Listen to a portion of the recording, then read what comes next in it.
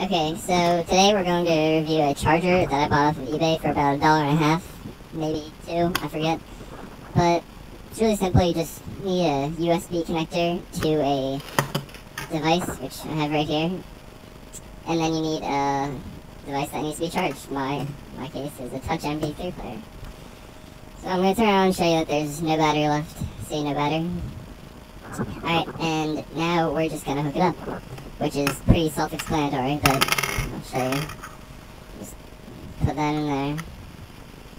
Yes, that's what she said. And then connect it to the device that needs to be charged.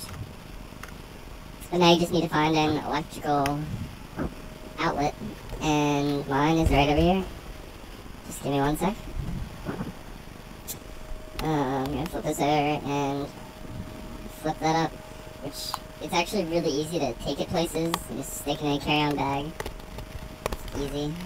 Easier than a whole cord connected to that.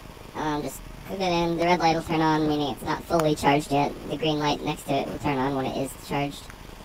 And in a second it'll be charged. That's it, folks.